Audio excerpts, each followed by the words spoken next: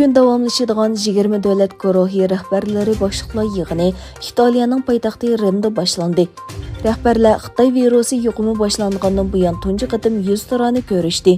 Лېكин Президент Ши Цзиньпин va Rossiya Prezidenti Vladimir Putin Sin orqali yig'iniga qatnashishni tanladi. Başlıqlar yig'inining eng muhim qarorlari virus va klimat o'zgarishi bo'ladi. Rossiya Tashqi ishlar ministrligining bayonotchisi Mariya Zakharova Amerikaning kelgusi bir necha oy ichida yana 55 Rossiya diplomatı va texnika xodimlarining chegaradan chiqib ketishini talab qiladiganligini, diplomatiya sepidagi vaziyatning texmi yomonlashadiganligini e'lon qildi. Zakharova Rossiyaning Washingtondagi bosh elchixonasida, Nyu-York va Houstondagi ikki konsulxonasida 200 dan oz kishining ishlaydiganligini ta'kidladi. Xitayning paytaxti Beyjingdagi aerodromlar yuqumlanuvchilar sonining ko'payib ketishining oldini olish uchun yuzlagan navbatchi aeroplanni amaldan qoldirib, sayohat cheklamalarini kuchaytirdi. Egilanishicha, doirlar 2 oyda Beyjingda o'tkaziladigan olimpik musobaqadan burun bu tadbirlar orqali yuqumni kontrol qilmoqchi bo'lgan. Amerika prezidenti Joe Biden va Fransiya prezidenti Emmanuel Macron suvosti paroxti krizisdan buyon tunji qatim yuzturani ko'rishdi.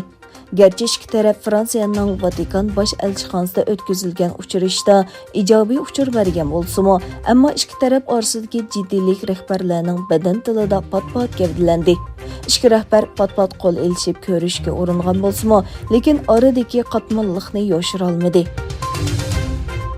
Tesla ve SpaceX'ning bosh ijroiya amaldori, shundaqla 241 milliard boylik bilan dunyoning eng boy kishi bo'lgan Elon Musk yangi bir universitet quradiganligini e'lon qildi. Elon Musk Twitterda "Men yangi universitet qurishni o'ylayapman. Ismi Texas sanoat va ilm-fan instituti" deb e'lon qildi. Taliban bayonotchisi va vaqtli hukumatning muavin madaniyat ministri Zabihullah Mujahid Afg'onistonning poytaxti Kabuldagi hukumat axborot markazida o'tkazgan muxbirlarni kutib olish yig'inida bayonot e'lon qildi. Mujahid Amerikaning Kabuldagi bosh elchixonasini qaytadan jonlantirishga chaqirdi va biz butun dunyo, bo'libmi Amerika bilan bo'lgan diplomatik munosabatimizni taraqqiy qildirishni xohlaymiz dedi.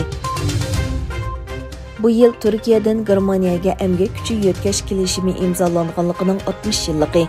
1961 yili 30 oktyabr imzolangan kelishim 2 dunyo urushidan keyin Germaniyaning taraqqiyotiga ko'rinarli tuhfa qo'shgan. 60 yil ichida turklar Germaniyada 3 million 500 ming nüfusga yetdi. Birinchi avlod ishchilarning bolalari va nevaralari olim, parlament a'zosi, akademik, advokat, jurnalist va savdogar bo'ldi. Xitay virusi vaksinasi ijod qilgan o'g'il Shohin va O'zlam Turaji qatorliq shaxslarmo ko'chman avlodlari hisoblandi.